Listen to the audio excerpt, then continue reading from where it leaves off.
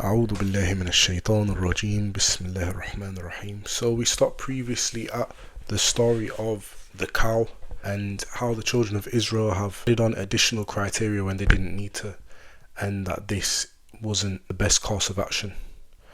So now we have reached وَإِذْ قَتَلْتُمْ نَفْسًا فَادَّارَأْتُمْ فِيهَا, and when you killed a self, so you disputed within it. وَاللَّهُ مُخْرِجٌ مَا كُنْتُمْ تَكْتُمُونَ, and Allah brings forth what you did conceal. So the instruction of the slaughtering of the cow was regarding this matter. وَاللَّهُ مُخْرِجٌ مَا كُنْتُمْ تَكْتُمُونَ, Allah is going to bring forth what it is that they concealed within themselves.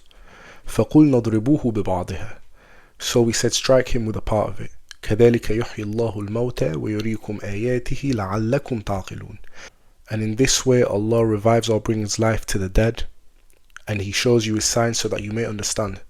At the end of the previous ayah we saw وَاللَّهُ مُخْرِجٌ مَا كُنْتُمْ تَكْتُمُونَ, and in this ayah we see كَذَلِكَ, in this way. And when we see كَذَلِكَ, it means that Allah is making a point. يُحْيِي اللَّهُ الْمَوْتَى, Allah brings life to the dead. وَيُرِيكُمْ آيَاتِهِ, and He shows you His signs لَعَلَّكُمْ تَعْقِلُونَ, so that you may understand. The children of Israel have been ordered to slaughter a cow, and before this they associated partners with Allah through building a cow made of gold. Now after they have killed a person and disputed regarding this matter, they are instructed to strike this person with the part of the cow that they have been ordered to slaughter. And through this the person is brought back to life by the will of Allah. This animal that they have taken as a partner with Allah, they have slaughtered this animal and struck the person who was dead, and we see this person brought back to life. By who? By Allah. And this whole ordeal may be to help them understand that Allah is the one who can take life, who can bring life, who can instruct and command as He wills. Wallahu a'lam. ثم قست قلوبكم من بعد ذلك فهي كالحجارة أو أشد قسوة. Then your hearts became hard from after this, so it became like a stone, or more so in hardness. So we're all up to date. We've seen them associate partners with Allah through a cow. Then they are ordered to slaughter a cow. Then they asked their Prophet Musa alayhi salam, are you making a mockery of us? Then they slaughter this cow after many criteria being introduced. Then they are ordered to take part of it and strike a dead man, a man that they have killed from among them, and he is brought to life by the will of Allah. And this whole ordeal has caused their hearts to become hard. ثُمَّ قَسَتَ قُلُوبُكُمْ. When a person isn't willing to humble themselves and accept responsibility and accountability for wrongs they have done. However, if you would have humbled yourself before your Creator, then you would have had an opportunity to see where you had wronged, and forgiveness is available. وَإِنَّ مِنَ الْحَجَارَةِ لَمَا يَتَفَجَّرُ مِنْهُ الْأَنْهَارُ. So now the people's hearts have been likened to stones, and now of these stones there are some which rivers gush forth from them. وَإِنَّ مِنْهَا لَمَا يَشَّقَّقُ فَيَخْرُجُ مِنْهُ الْمَاءُ, and indeed of them there are those that split so water comes forth from them. In the first example there's no external factors. In the second example there is an external factor, يَشَّقَّقُ, so it means something has caused this rock to split. فَيَخْرُجُ مِنْهُ الْمَاءُ. So one way we could look at this is like the phases of the people's hearts throughout this trial. وَإِنَّ مِنَ الْحَجَارَةِ لَمَا يَتَفَجَّرُ مِنْهُ الْأَنْهَارُ. So of the stones are those that gush forth from them rivers. So after the initial trial has took place, belief gushes forth. وَإِنَّ مِنْهَا لَمَا يَشَّقَّقُ فَيَخْرُجُ مِنْهُ الْمَاءُ. And indeed of them there are those that split, so water exits from it. So now we see the trial has become more severe. Allah has pressed on them further, and this has caused a small amount of belief to trickle. وَإِنَّ مِنْهَا لَمَا يَهْبِطُ مِنْ خَشْيَةِ اللَّهِ. And indeed there are those of them that fall down from fear of or reverence of Allah. So the final part mentioned here could be regarding people who had belief before these trials, and these trials only increased them in belief. And once again, Wallahu A'lam, these are examples from Allah, and this is only an interpretation. وَمَا اللَّهُ بِغَافِلٍ عَمَّا تَعْمَلُونَ. And Allah is not unaware of what you do. So usually we'll see this kind of ending to a verse when something is outlined regarding people's hidden actions.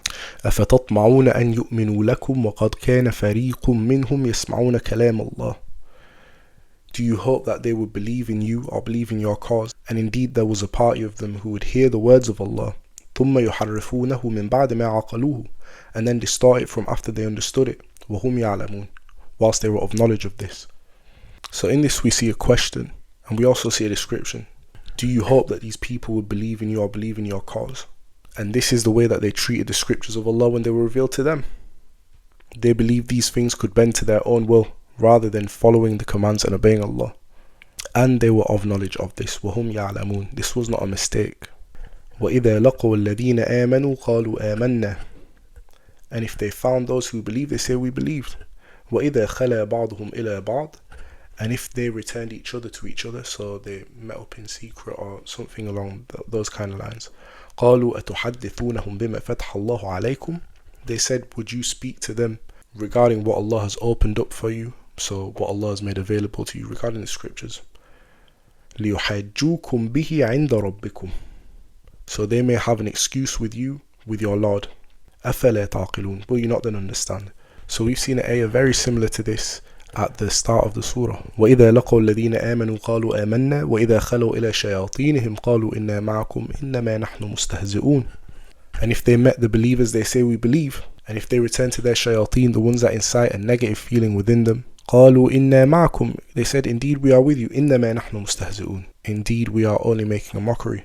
So we see that the mention of shayateen in the earlier ayah may be of reference to humans rather than shayateen of the jinn. So they may have an excuse over you with your Lord.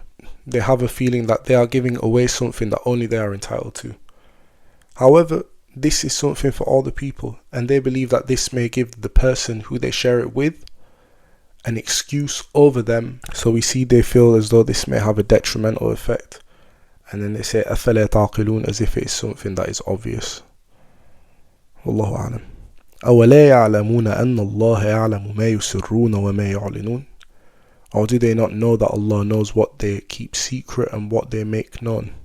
So they believe they have changed this deen to suit themselves, and then they believe they shouldn't share it anyway, and then they believe that this makes them have some superiority over the way of Allah.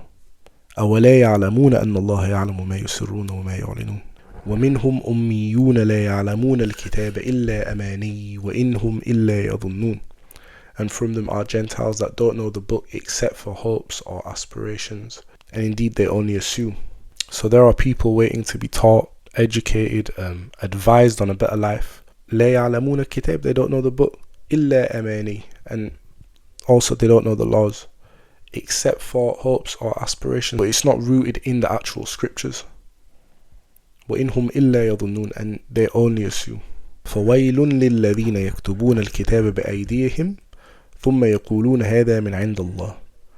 So woe to the ones that write the book with their hands and then say that this is from Allah. ليشتروا به ثمنا قليلا, to trade it for a cheap price. فويل لهم مما كتبت أيديهم وويل لهم مما يكسبون. So woe to them from what their hands have written, and woe to them from what they earned. So woe is said twice. First regarding the action that prevented people from learning and benefiting from the scriptures and blessings of Allah, and then regarding the why, what the people earned.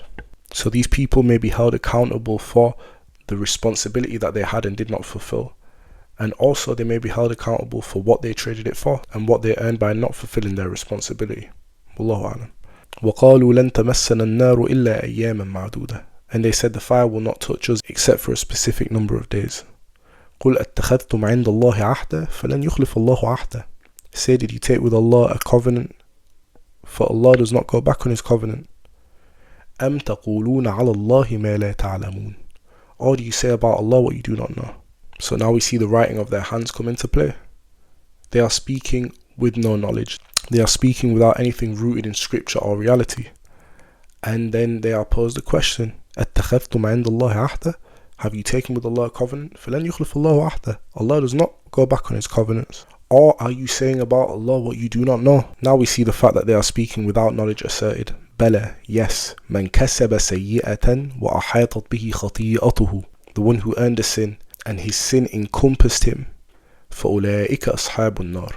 Then those are the companions of the fire. هُمْ فِيهَا خَالِدُونَ. They abide therein forever.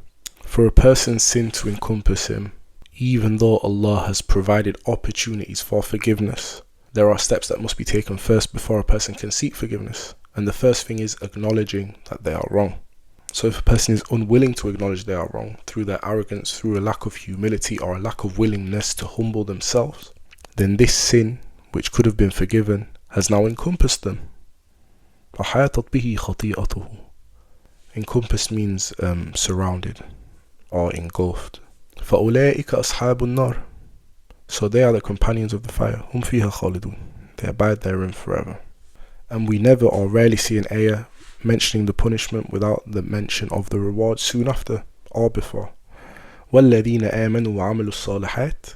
And those who believed and did the good deeds, أُولَٰئِكَ أَصْحَابُ الجَّنَّةِ. They are the companions of paradise. هُمْ فِيهَا خَالِدُونَ. They abide therein forever. وَإِذْ أَخَذْنَا مِيثَاقَ بَنِي إِسْرَائِيلَ. And when we took the covenant of the children of Israel, لَا تَعْبُدُونَ إِلَّا اللَّهِ. Do not worship except Allah. وَبِالْوَالِدَيْنِ أَحْسَانًا. And treat your parents with kindness. وَذِي الْقُرْبَى وَالْيَتَامَى وَالْمَسَاكِينَ. As well as the relatives and the orphans and the needy. وَقُولُوا لِلنَّاسِ حُسْنًا. And say to the people good things, i.e. be good when you speak to people. وَأَقِيمُوا الصَّلَاةَ وَآتُوا الزَّكَاةَ. And establish the prayer and give charity or alms tax. ثُمَّ تَوَلَّيْتُمْ إِلَّا قَلِيلًا مِنْكُمْ. Then you turned away except for a few of you. وَأَنْتُمْ مُعْرِضُونَ. Whilst you were disregarding. Allah has taken the covenant of the children of Israel, and this comes with conditions, and of these conditions we see them outlined in the ayah. And then we see that rather than them following these conditions and upholding their covenant with Allah, they turn away except for a few of them. So some of them are still good, however the majority have decided to turn away. وَأَنْتُمْ مُعْرِضُونَ. Whilst they are disregarding. And if we look back to ayah 81, we see مَنْ كَسَبَ سَيِّئَةً وَأَحَاطَتْ بِهِ خَطِيئَتُهُ. The one who earns a sin and then his sin encompasses him. فَأُولَٰئِكَ أَصْحَابُ النَّارِ. We see that that person has allowed his arrogance to rob him of the chance of forgiveness. And if this person would have humbled himself and taken responsibility for his wrong, then forgiveness would have been available for him. And at the end of ayah 83 we see وَأَنْتُمْ مُعْرِضُونَ. Whilst you are disregarding. So we see the same arrogance has led them to disregard the conditions of this covenant, and through this rob themselves of a relationship with Allah. Wallahu a'lam. وَإِذْ أَخَذْنَا مِيثَاقَكُمْ لَا تَسْفِكُونَ دِمَاءَكُمْ وَلَا تُخْرِجُونَ أَنفُسَكُمْ مِنْ دِيَارِكُمْ. And when we took your covenant, do not spill your blood, and do not evict yourselves from your homes. ثُمَّ أَقْرَرْتُمْ وَأَنْتُمْ تَشْهَدُونَ. Then you ratified whilst you were witnessing. So now we see more conditions to the covenant. So in ayah 83 that we went over, the conditions given are ones that are advised. So be good to your parents and your relatives and etc. And it's outlined they turned away from this except for a few of them whilst they were disregarding. And in this ayah which we've just covered, 84, we see that the conditions mentioned are things they should stay away from. Do not spill each other's blood. Sometimes when Allah invites us to do good and advises us to do good, it is a refuge from falling into what Allah has forbidden. And when a person disregards this, then it is the person who has disregarded the blessings of Allah and not Allah who has left the person to stray. ثُمَّ أَنْتُمْ هَؤُلَاءِ تَقْتُلُونَ أَنفُسَكُمْ وَتُخْرِجُونَ فَرِيقًا مِنْكُمْ مِنْ دِيَارِهِمْ. Then here you are killing yourselves and expelling a group of you from their homes. تَظَاهَرُونَ عَلَيْهِمْ بِالْإِثْمِ وَالْعُدْوَانِ. You support each other over them with sin and transgression. وَإِنْ يَأْتُوكُمْ أُسَارَى تُفَادُوهُمْ. And if they come to you as captives, you ransom them. وَهُوَ مُحَرَّمٌ عَلَيْكُمْ إِخْرَاجُهُمْ. And it has been made sacred that they are not to be evicted. So here they are falling into what Allah has forbidden. And we see details of this in text. So at the time of the Prophet ﷺ, the Jewish people of Medina had treaties with different Arab tribes. So when these Arab tribes went to war with each other, these Jewish people would abide by their treaties with these people and disregard their scriptures. And more so than this, they would hold to the ransoming of captives. So this is outlined within their scriptures as permissible. However, this is the part that they have decided to hold to, and they have disregarded everything else. أَفَتُؤْمِنُونَ بِبَعْضِ الْكِتَابِ وَتَكْفُرُونَ بِبَعْضِ. Is it that you disbelieve in some of the book or some of the laws and you disbelieve in the rest? So here they're asked the question. فَمَا جَزَاءُ مَنْ يَفْعَلُ ذَلِكَ مِنْكُمْ. And what is the reward of the one who does that of you? إِلَّا خِزْيٌ فِي الْحَيَاةِ الدُّنْيَا. Except for humiliation in the life of this world. So here it's highlighted this is their reward. And some may see this as a punishment. However, if Allah blesses a person with the scriptures and the sabil and the way, and a person disregards that this is better for him, he has still been given a life in this world. And no one is entitled to anything from Allah. Allah gives us everything through His mercy. So even if this person lived through humiliation in the life of this world, then he has still been rewarded. Now this way of life that has been advised by Allah and conveyed through His scriptures is to benefit a person in the life of this world and in the hereafter. However, sometimes we may not see exactly how this may benefit us in the life of this world, but it is our job as people who wish to adhere to Allah's laws to have faith, to have tawakkul. وَيَوْمَ الْقِيَامَةِ يُرَدُّونَ إِلَى أَشَدِّ الْعَذَابِ. And on the day of judgment they will be returned to the most severe of punishment. وَمَا اللَّهُ بِغَافِلٍ عَمَّا تَعْمَلُونَ. And Allah is not unaware of what you do. Sometimes people are not honest with themselves, especially in matters of the deen. So for example, if I do something wrong, sometimes I might, when I'm talking to myself, feel like it wasn't that bad. There's this and Allah is very forgiving. However, Allah is not unaware of these things. When these things manifest into something more severe, they may become a problem for us in the life of this world and in the next. أُولَئِكَ الَّذِينَ اشْتَرَوُا الْحَيَاةَ الدُّنْيَا بِالْآخِرَةِ. It is them who have bought or traded the life of this world for the next. فَلَا يُخَفَّفُ عَنْهُمَ الْعَذَابُ وَلَا هُمْ يُنصَرُونَ. So the punishment will not be made lighter for them, and they will not be helped. So once again, traded the life of this world for the next. A person who puts their affairs in this world, and I'm not even going to say enjoyment, I'm going to stick with affairs for now, but a person who prioritizes their affairs in this world over their hereafter, then they have disregarded Allah, as my affairs in this world are tied into other people. And for me to put the needs of other people above Allah would be entirely against the concept of our religion. فَلَا يُخَفَّفَ عَنْهُمَ الْعَذَابِ. The punishment will not be made lighter for them. And who would make the punishment lighter for them? It would be Allah. So Allah will not help them. وَلَا هُمْ يُنصَرُونَ. And they will not be helped. So the people that they prioritized over Allah in the life of this world will be of no use to them when all is said and done.